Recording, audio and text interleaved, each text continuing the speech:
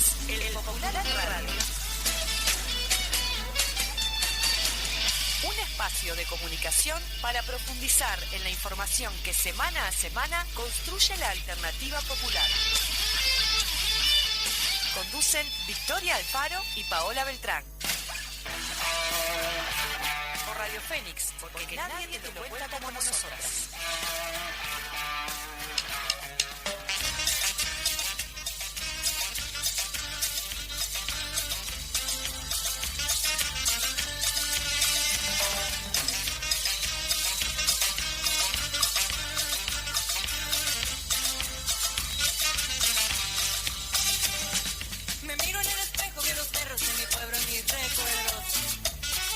La tierra en el camino que me trajo acá, vine a buscar lo que todas queremos, trabajo digno, con risas y respeto.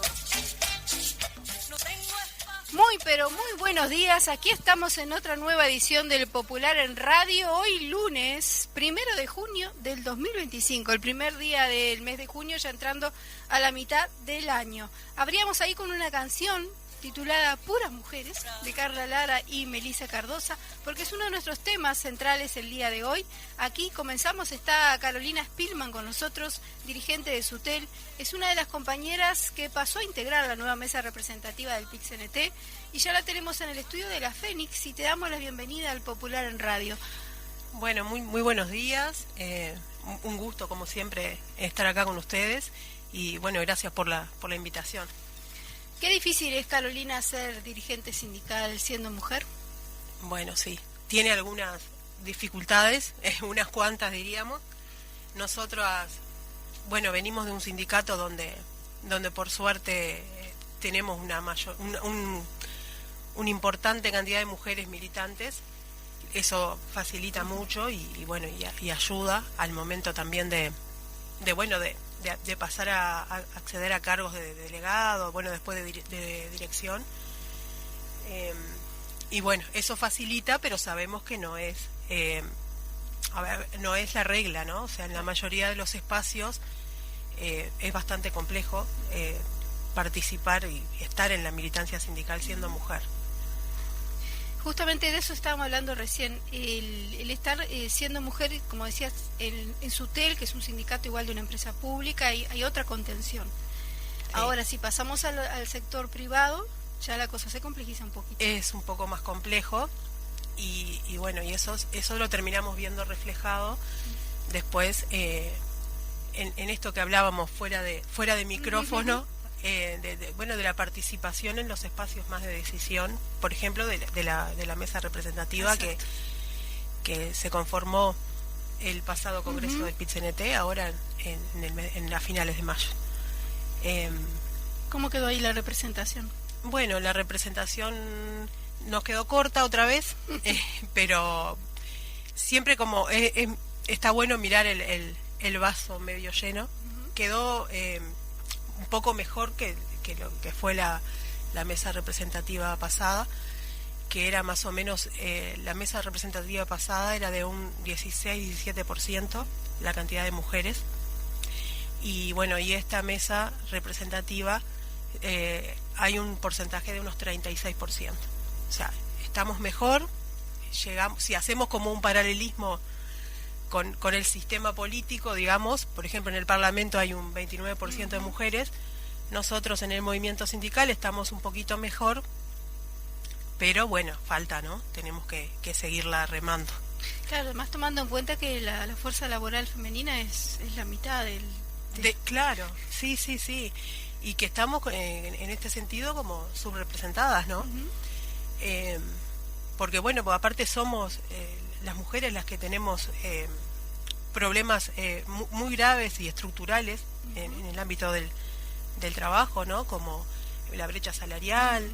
En nuestro país hay una preocupación muy grande desde el movimiento sindical y desde los movimientos feministas también, de la cantidad de mujeres que ganan por debajo de los 25.000 pesos, que bueno, son como 200.000 personas, mujeres, en su mayoría jefas de hogar.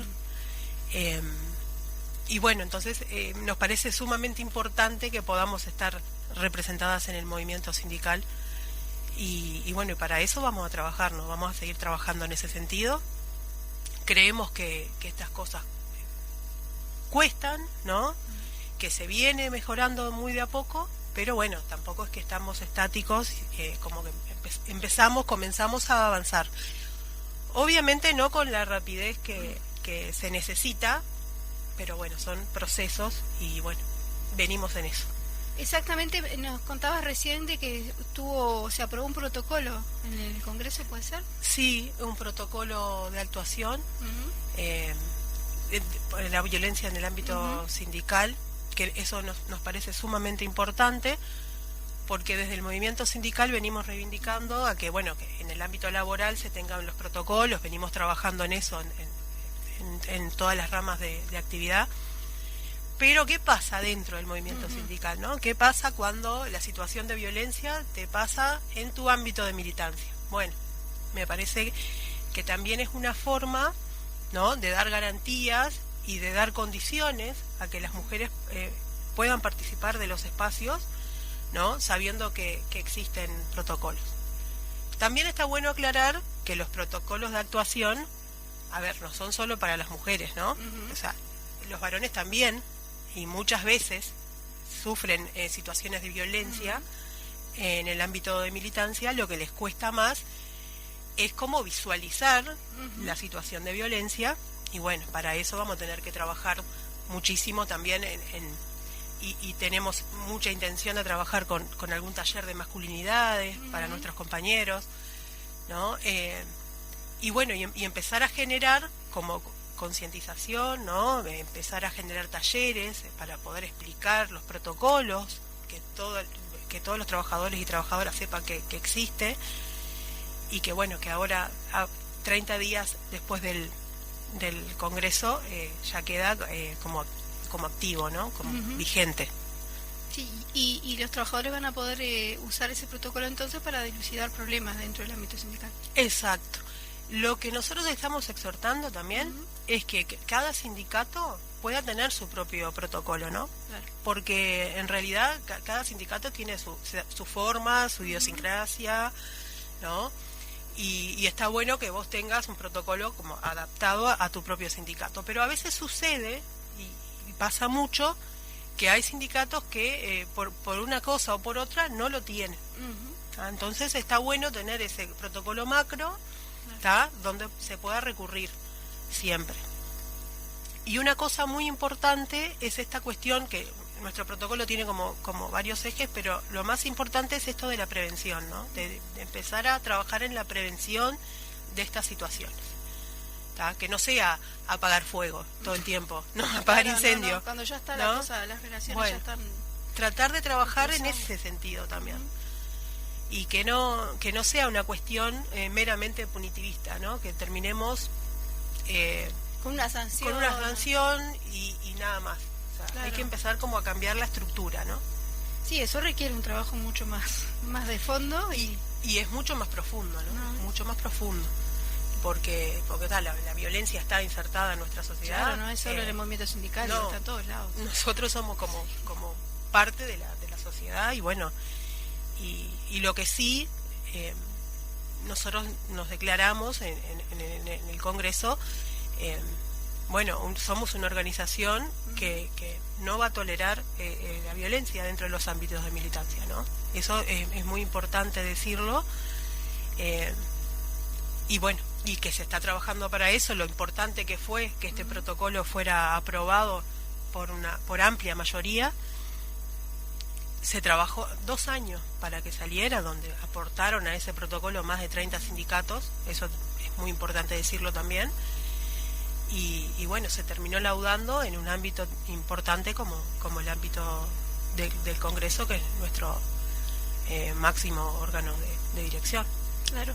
¿Por qué pensás que las mujeres se retrotraen en la militancia sindical? Lo que hablábamos hoy hace un ratito, ¿no? Militan muchísimo en las bases, están en los gremios, en el comité de empresa, están en todos lados, pero cuando tienen que tomar decisiones más importantes o responsabilidades más importantes, se echan atrás.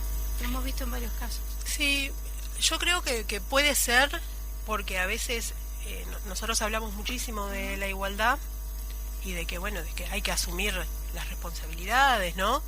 Y que las mujeres tienen que asumir, pero nos cuesta brindarle las condiciones a las compañeras para que puedan hacerlo realmente, ¿no? Hay situaciones que son como de cotidianas, ¿no? No me podés poner una reunión importante si soy dirección, por más dirección que sea, y soy madre, a las 4:30 de la tarde, si levanto los botijas a las 5 de la escuela. O sea, No hay caso. no hay chance, porque ahí no me estás dando la condición real de participación, ¿no? Después, la cuestión esta de los cuidados. Que nosotros también como movimiento sindical tenemos que hacernos cargo y tenemos que... Una madre soltera, por ejemplo. ¿Sí? ¿Cómo hace? Y brindarle las condiciones de que, bueno, de que exista un espacio donde la compañera pueda militar y pueda dejar a los gurises en un espacio cuidado para estar tranquila haciendo lo que tiene que hacer en su militancia. Y esas cosas, bueno, hay que trabajarlas mucho y a mí me parece que a las mujeres nos cuesta mayoritariamente por eso, porque no están dadas las condiciones para que lo hagamos. Claro, y el tema es que es la propia mujer la que puede llevar estos problemas al ámbito sindical, y si no participa, lo que hablábamos hoy. Sí, es complejo porque estas cosas las vemos nosotras nada más. Claro. ¿No? Estas cosas las vemos nosotras con toda la cuestión de que también tenemos sobre la mesa el tema del trabajo no remunerado, la jornada laboral que no es solo la de 8 horas, sí, claro. No se termina cuando te vas de trabajar, sino que llegas a tu casa también a cuidar. Entonces, eso, ¿no? O sea, si nosotras no lo vemos, o sea, es difícil que lo puedan ver los compañeros. No digo imposible, porque yo creo que también hay muchos que lo ven, pero desde el privilegio de no tener esa doble jornada es más complejo que se puedan visualizar algunas cosas. Dentro de lo que es SUTEL, por ejemplo, ¿cómo están trabajando este tema de género? Bueno, dentro de SUTEL, nosotros, como te decía, tenemos como la suerte de tener ahí como un nido, digo yo, un bastión, que es muy importante para que también las compañeras podamos hoy en día ser parte de la mesa representativa. Claro. Hubo un compañero que hace 20 años que milita en SUTEL, que es el presidente actual de SUTEL, que es una figura muy reconocida en el movimiento sindical, que dijo, me doy un pasito al costado, entra mi compañera y él va a seguir estando en la mesa representativa, va a seguir militando en los espacios que tenga que militar, porque el chifle está entero y no afloja nunca, ¿no? Pero bueno, tuvo la capacidad de darse cuenta de que era el momento de que entrara una compañera y que él iba a hacernos el 2 para que podamos llevar adelante la tarea. Y a mí la verdad me emociona pila la situación en sí. Me parece que eso demuestra que la grandeza también del compañero, y lo saludo por si nos está escuchando, que seguramente sí. Lo saludamos desde acá. Y me parece que es un ejemplo que deberían de tomar también muchos compañeros que están hace mucho en el movimiento y dar espacio a otros. Dar espacio, sí, sobre todo a otras. Muy bien, Carolina Spillman, dirigente de SUTEL, que ha sido electa para integrar la nueva mesa representativa del PIC-CNT. Muchas gracias por estos minutos en el Popular en Radio. Por supuesto, las puertas acá están abiertas. Muchas gracias a ustedes, chiquilina. Muchas gracias, y bueno, si me invitan otro día vengo y seguimos. Por supuesto, seguimos. Vamos arriba. Donde el sol sea suave, donde no hayan que hacer. Quiero decir que trabajo y sostengo a mis hijas creciendo con mis propios intentos.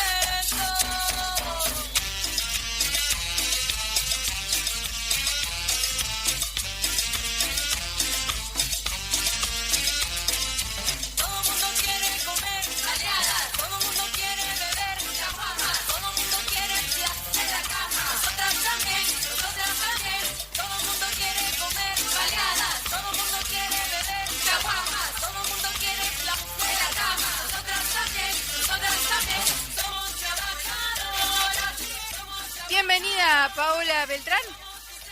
Excelente, muy bien, ya estamos acá, perfecto.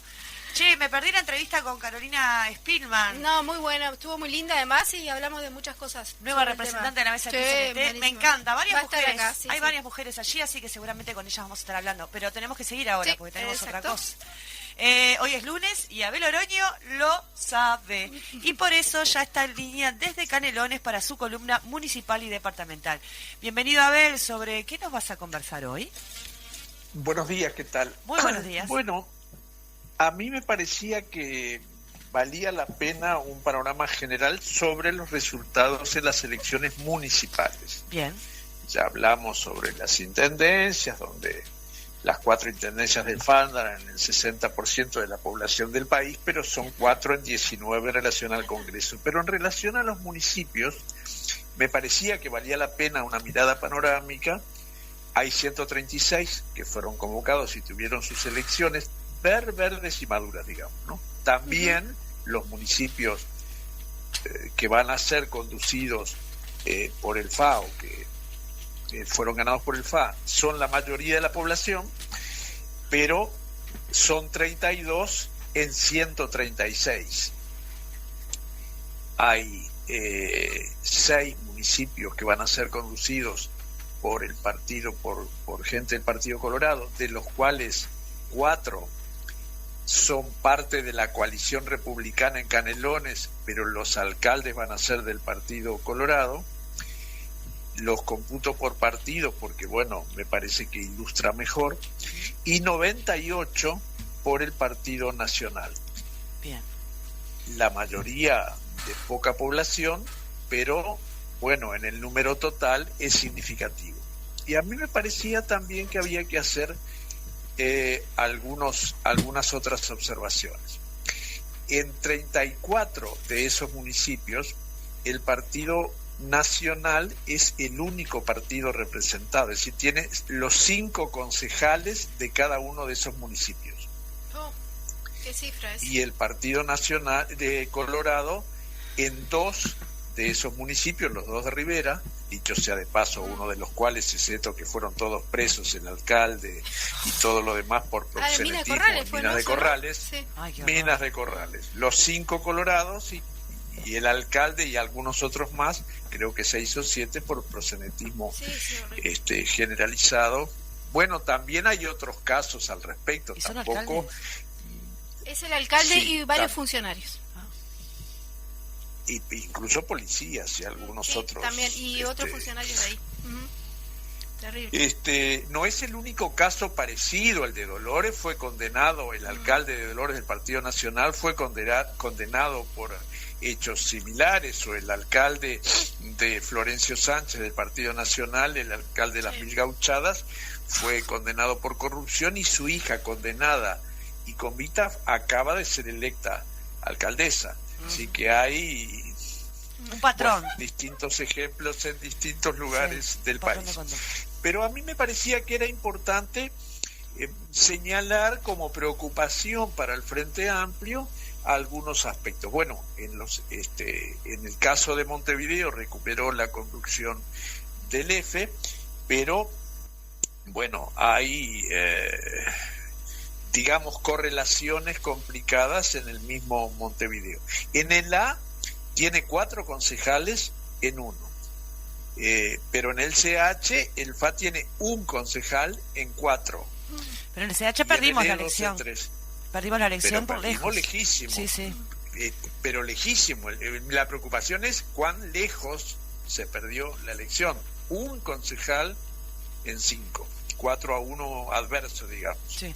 Pero también en Canelones, 2 de los municipios de Canelones son 5-0 a favor de la coalición republicana, en particular del Partido Nacional, en Míguez y en San Ramón, en una intendencia que gobierna el FA. Ya va a ser el próximo periodo la 5ª vez, pero en 2 de ellos no tienen ni un concejal. A mí me parece que es un desafío para la fuerza política, en este caso departamental, visualizar esa situación y ver en el manejo de los territorios esa diferencia. No hay, de los 136 municipios, ninguno en donde sea correlación interpartidaria al revés, es decir, que el Frente tenga 5 concejales y ningún otro partido.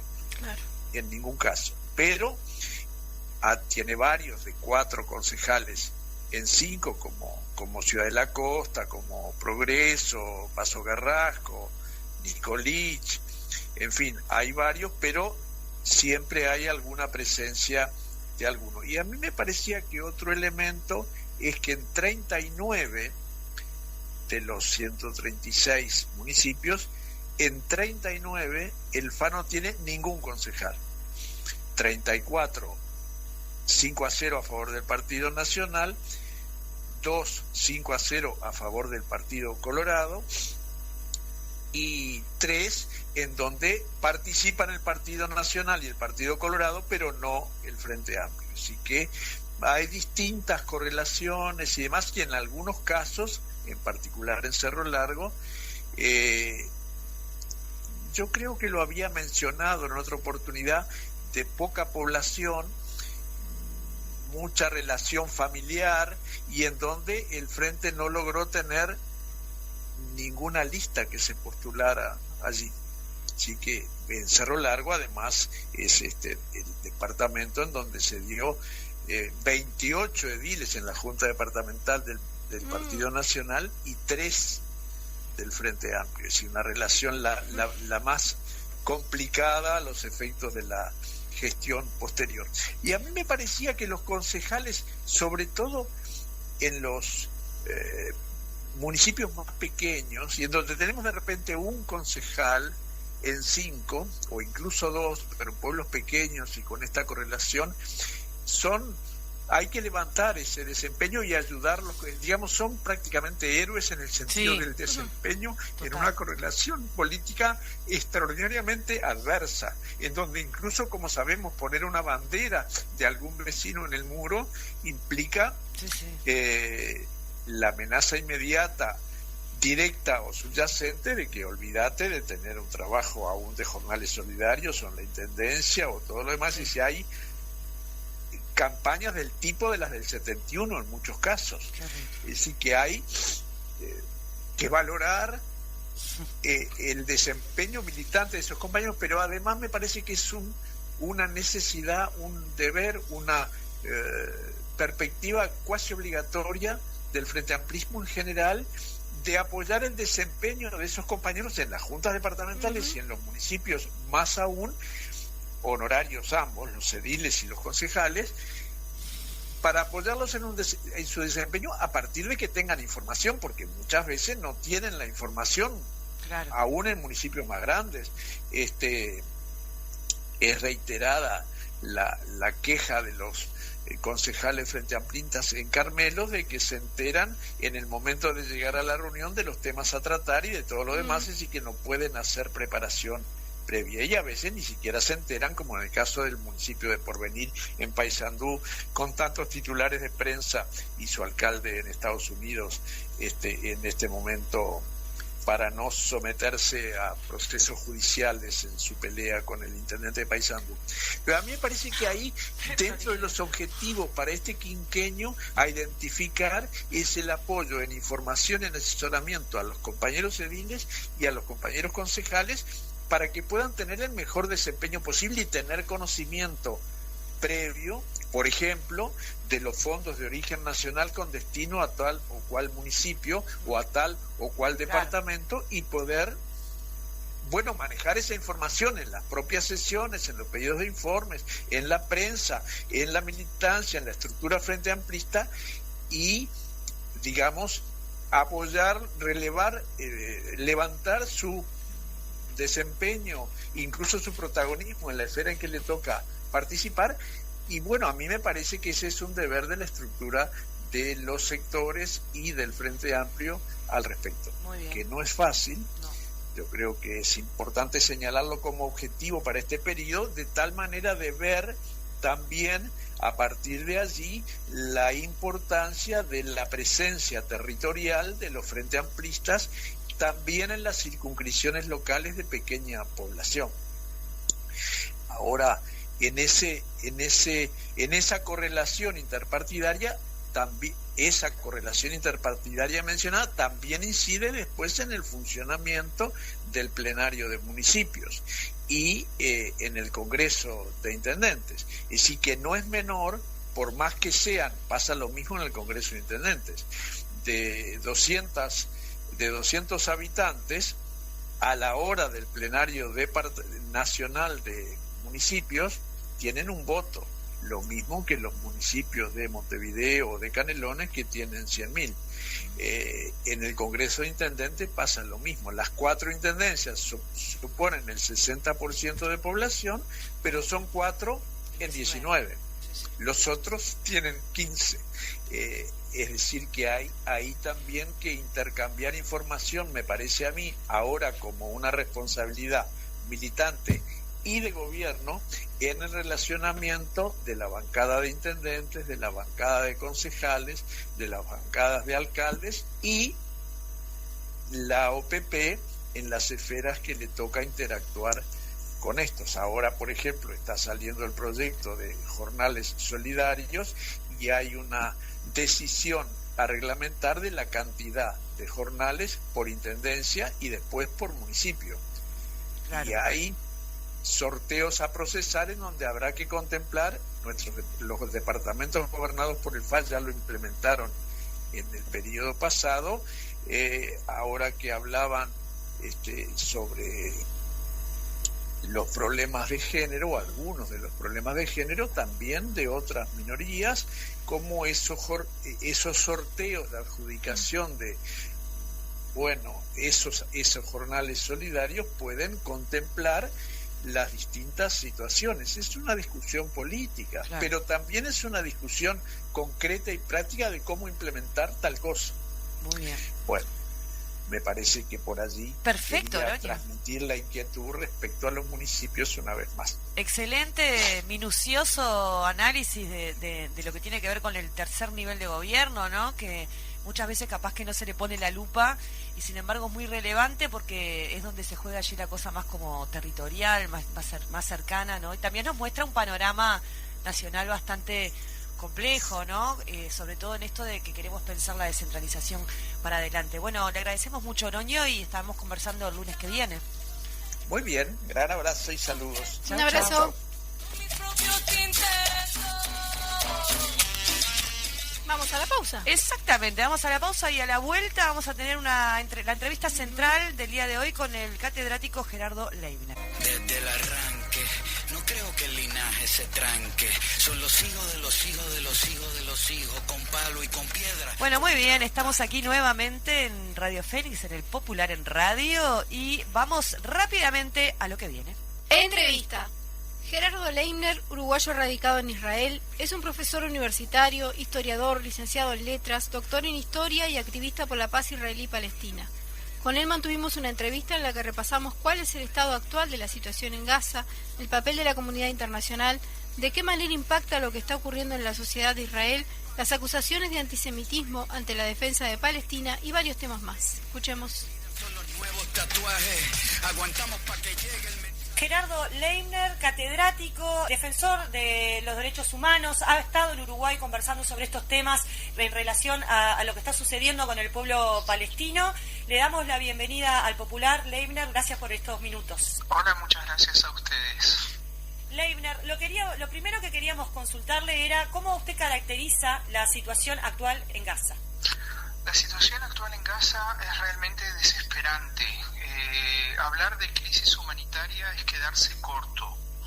Todos los días se reportan decenas de muertes, pero son muertes a manos de bombardeos, disparos del ejército de Israel hacia la población palestina, pero son muchos más las muertes que no son contabilizadas de gente que se muere por enfermedades generalmente curables, por la falta de alimentos, por la falta de centros de asistencia médica que han sido destruidos en los últimos meses de forma casi sistemática.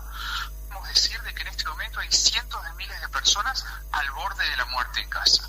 ¿Usted podría mencionarnos qué aspectos del gobierno de Israel en este último periodo destaca en relación a esta situación que usted nos está describiendo sobre lo que está pasando en Gaza? El gobierno de Israel tiene una política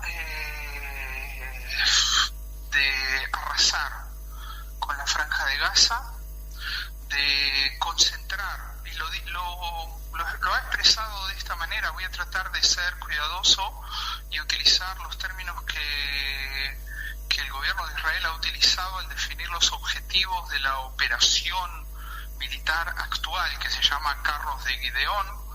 El término es ocupar físicamente alrededor del 70-75% del territorio de Gaza, concentrar a la población gazatí en el remanente del territorio, y de esa manera pretenden erradicar el poder de Hamas. Suponen que de esa manera van a liberar a los rehenes, a pesar de que fuentes militares israelíes están advirtiéndole al gobierno de que de esa manera van a matar a los rehenes y no liberarlos. Y la gran esperanza que tiene el gobierno de Netanyahu es lograr implementar ese delirio del plan Trump de sacar a la población de Gaza, encontrar algún país y obligarlos a emigrar. Ese es, digamos, el objetivo ideal. Para conseguirlo se está prosiguiendo con una política de hambruna deliberada, limitación del ingreso de ayuda humanitaria y demolición sistemática de viviendas, infraestructuras, todo lo que permite la vida humana en esas zonas que el ejército israelí pretende apoderarse físicamente, y que se está apoderando. Se calcula de que ya un 30-35% de ese territorio está bajo dominio militar israelí consolidado, y se va destruyendo sistemáticamente edificios, infraestructuras, servicios, todo lo que permite la vida humana.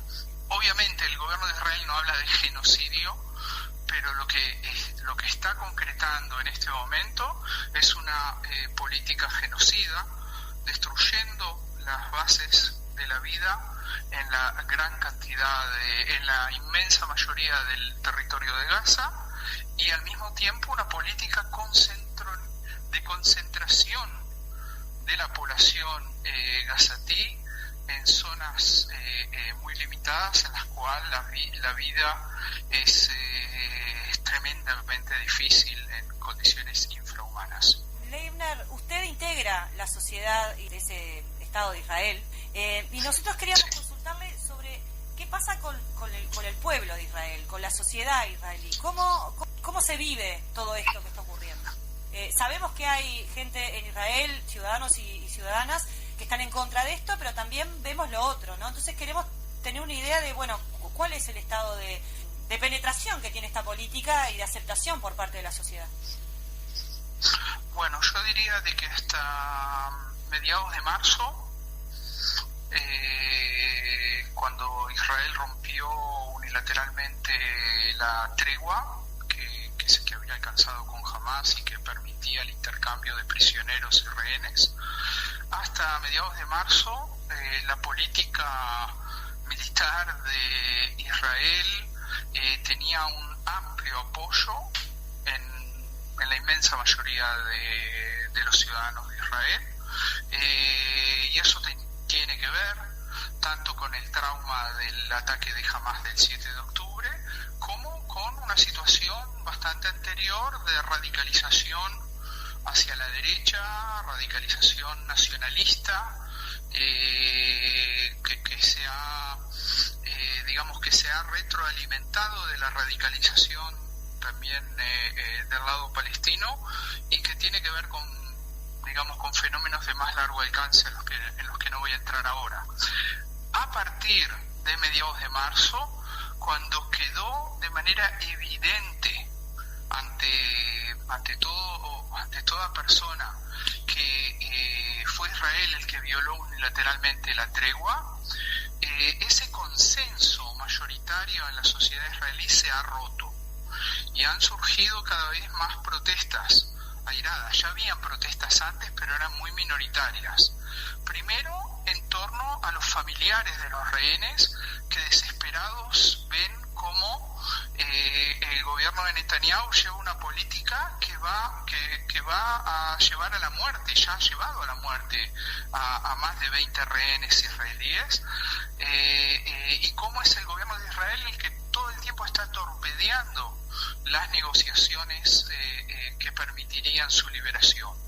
En torno a la organización de los familiares de los rehenes se ha creado un movimiento civil bastante importante que se manifiesta todos los sábados de noche exigiendo el alto al fuego, exigiendo retomar negociaciones,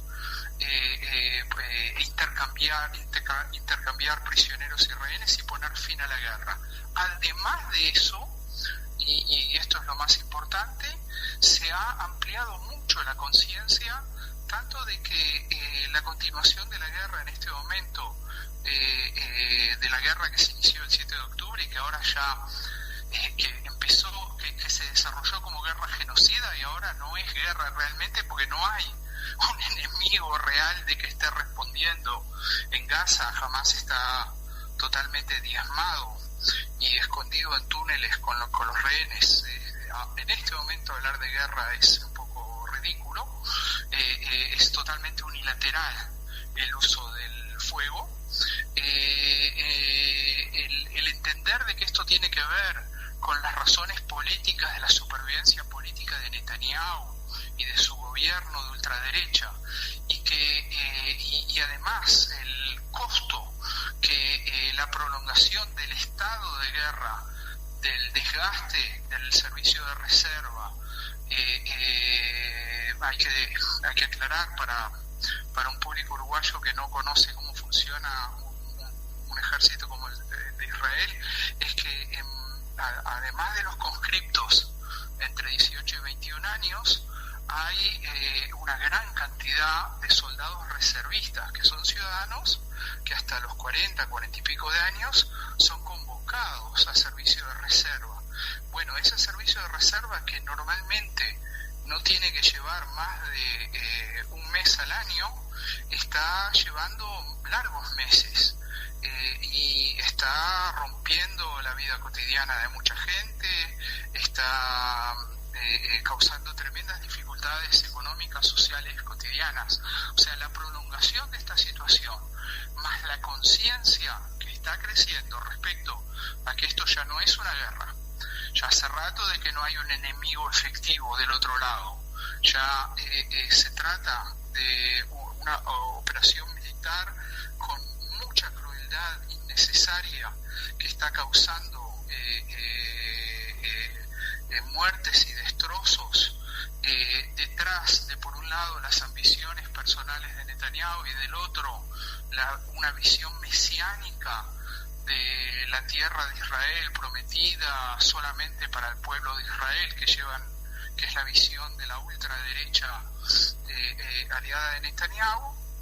Eso hace que cada vez más sectores de la sociedad israelí o se manifiestan políticamente en contra de la guerra, y hay voces cada vez más críticas, incluso de ex militares, gente que fue, por ejemplo, podemos hablar de Moshe Ya'alon, que fue ministro de Defensa de Netanyahu hace 10 años y que fue jefe de Estado Mayor del Ejército, que llevó a cabo muchas operaciones y guerras contra el pueblo palestino, pero que está hablando que ahora está diciendo que lo que se está consumiendo en Gaza es una limpieza étnica y son crímenes de guerra inaceptables. O sea, hay gente que viene del riñón del militarismo israelí que se está pronunciando en contra de lo que está sucediendo.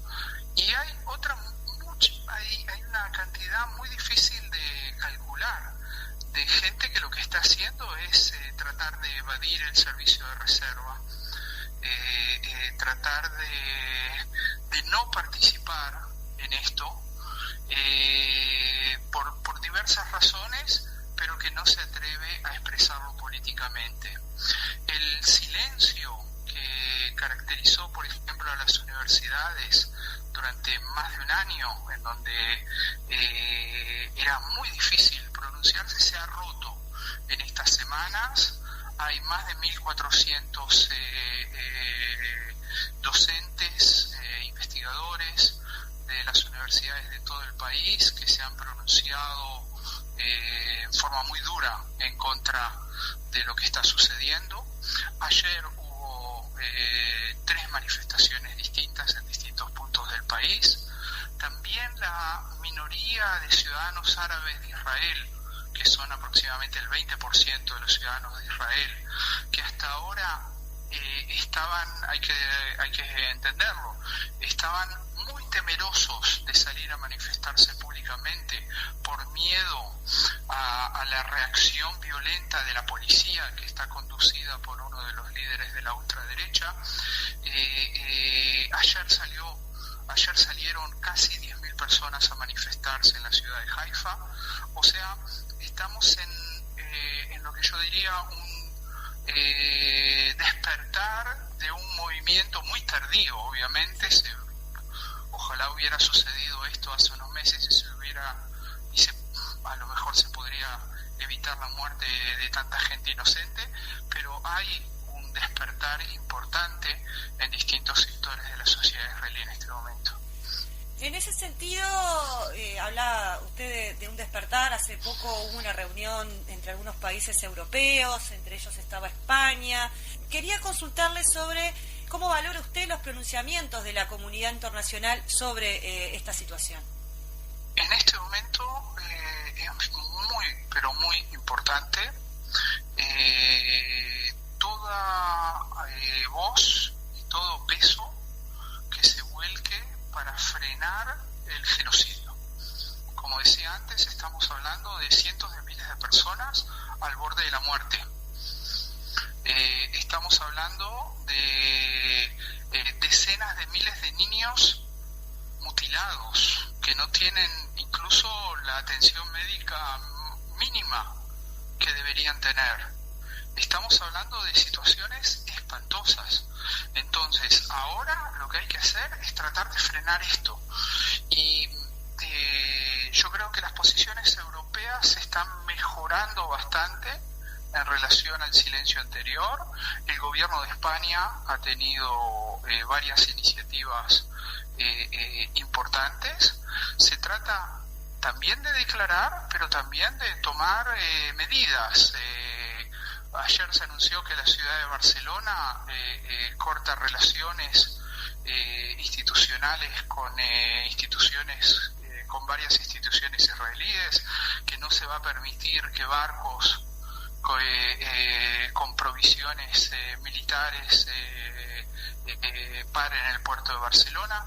Se estaba hablando de impedir todo lo que tiene que ver con la colaboración militar y de seguridad, compra y venta de armamentos con Israel o con empresas israelíes. Eso es muy importante porque eso ejerce una presión efectiva que obliga y que además impacta en la opinión pública israelí en este momento de una forma positiva, porque obliga a reflexionar a parte de la sociedad israelí acerca de a dónde lleva esta política genocida. Hay iniciativas, creo que Bélgica se ha pronunciado muy claramente. Hay cada vez más voces internacionales. Hubo ya en su momento pronunciamientos muy claros y muy duros de Colombia, de Chile, de Brasil, y es hora que se oigan más voces, porque estas voces en este momento tienen un peso importante, más aún cuando está claro de que incluso en Estados Unidos se están poniendo en duda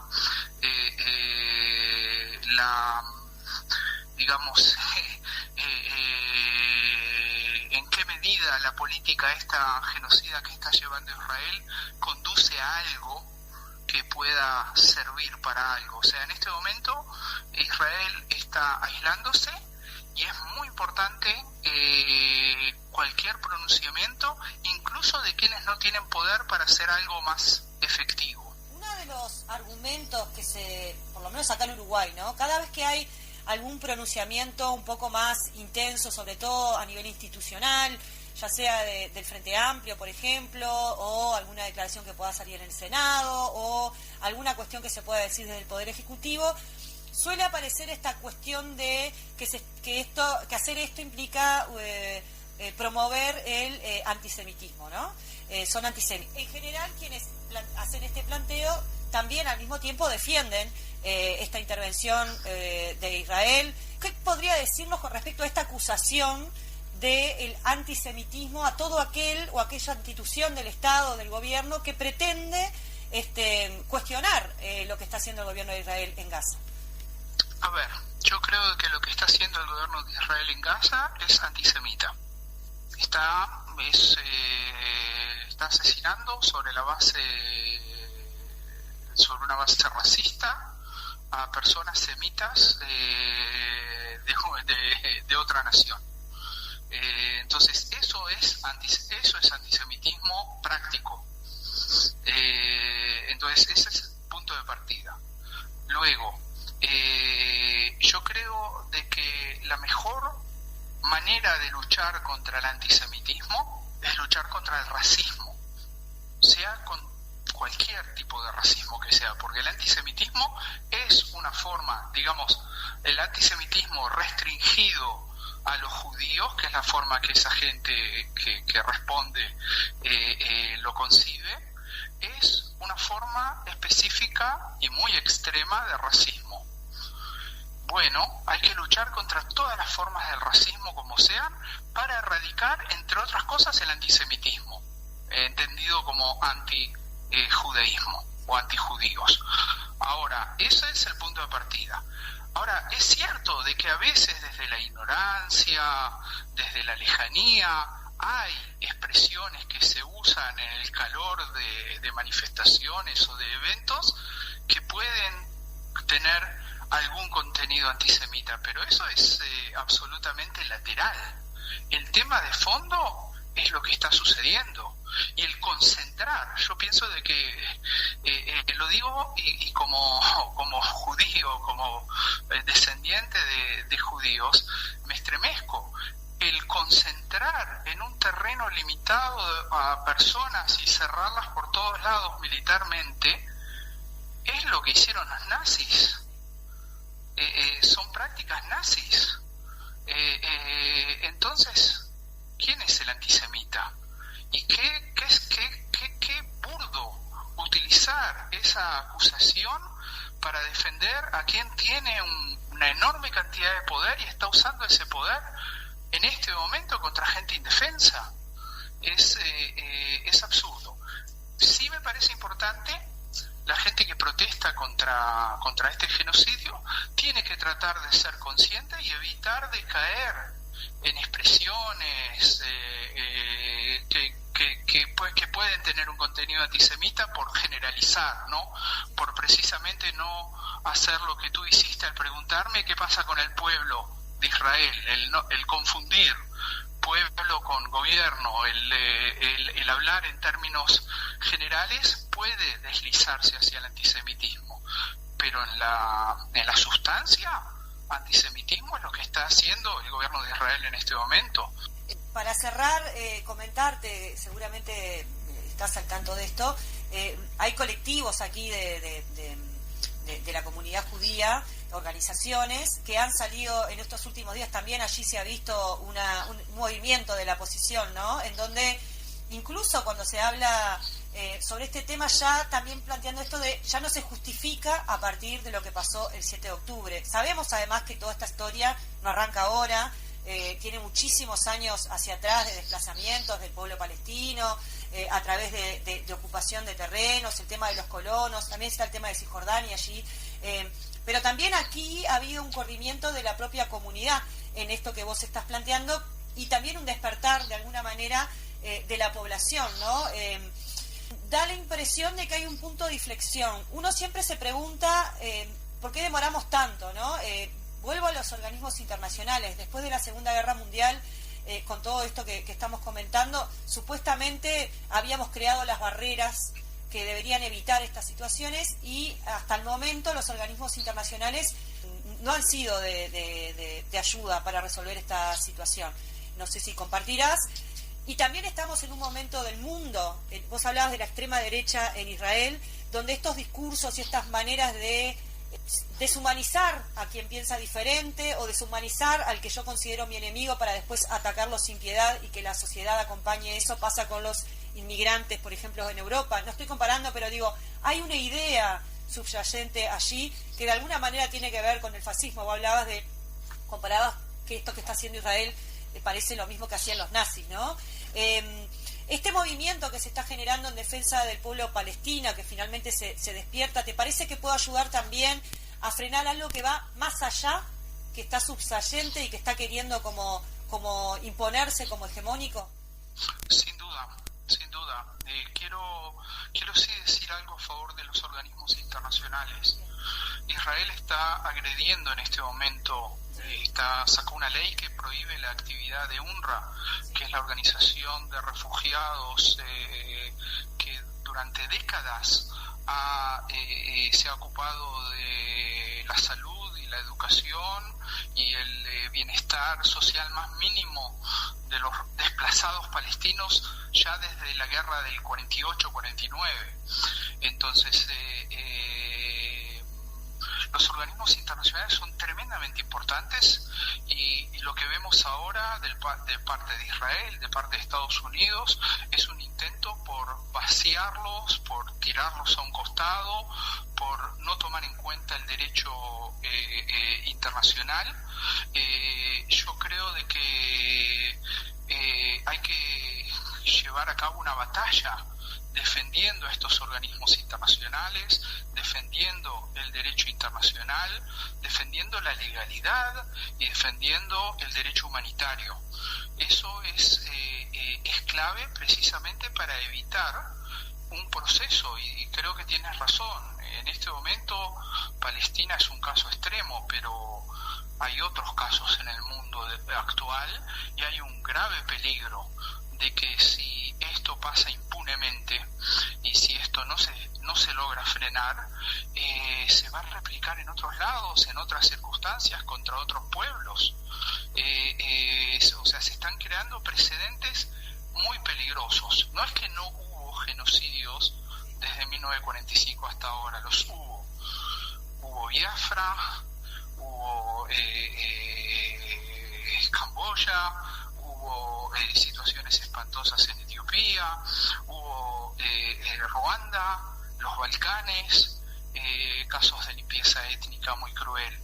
Pero precisamente los estoy nombrando porque han despertado en su momento una reacción de la opinión pública y de los organismos internacionales que a veces mejor, a veces peor, pero han intentado intervenir entendiendo de que si un caso así se deja sin intervención y se deja impune, se abre la puerta al infierno, se abre la puerta a la pérdida de normas civilizatorias más mínimas, de convivencia entre países y convivencia entre pueblos. Gerardo Leibner, no sé si le parece que quedó algo pendiente, que le parezca relevante, que desde acá anotemos. Solo quisiera pedir algo. Me parece que es hora que el Uruguay se pronuncie de una manera más clara, más contundente, más fiel a sus valores, a los valores humanistas y pacíficos que caracterizan, yo no digo ya a un gobierno determinado del Uruguay, sino a la trayectoria del Uruguay en organismos internacionales, a su visión del mundo. Es hora de llamar las cosas como son, de decir que hay que parar esta política o esta ofensiva genocida en Gaza. Es hora de hablar claro y hablar fuerte, no porque Uruguay tenga la capacidad ni militar ni política internacional de intervenir y ser un gran actor o de negociar y acercar a las partes y solucionar el tema de los rehenes y los prisioneros palestinos. No, sino porque el Uruguay tiene o puede tener un capital muy importante, que es un capital moral. Ser una voz que es escuchada y respetada, y que tiene que volcarse en el camino para frenar esta barbarie y no prestarse a legitimarla. Muchísimas gracias, Gerardo Leibner, por estos comentarios, estas respuestas tan interesantes y tan necesarias y pertinentes en este momento para todos aquí en Uruguay. Gracias a ustedes. Los soldados que nos bombardearon. Bueno, muy bien. Esperemos que haya sido de aporte, porque el objetivo es justamente ese. Tuvimos a Constanza, hemos estado hablando del tema de Palestina, se está generando una movilización y un despertar también en nuestro país, y nos parecía importante... Muy buena entrevista, Paola. Ahí va, nos parecía importante esto, ¿no? Tener como distintas miradas, distintos argumentos y comprender en profundidad qué es lo que está Y pasando. hacemos nuestras las palabras de Leibner al final, ¿no? De pedirle un poco más de compromiso al gobierno uruguayo. Exactamente. Bueno, nos retiramos, estamos pasadas, pedimos disculpas. Hasta el miércoles nos encontramos a las 10 de la mañana acá en Radio Fénix, en el Popular en Radio. Cuénteme, compañera Victoria, ¿por qué? Porque nadie te lo cuenta como nosotras. Salud, gente. Un abrazo.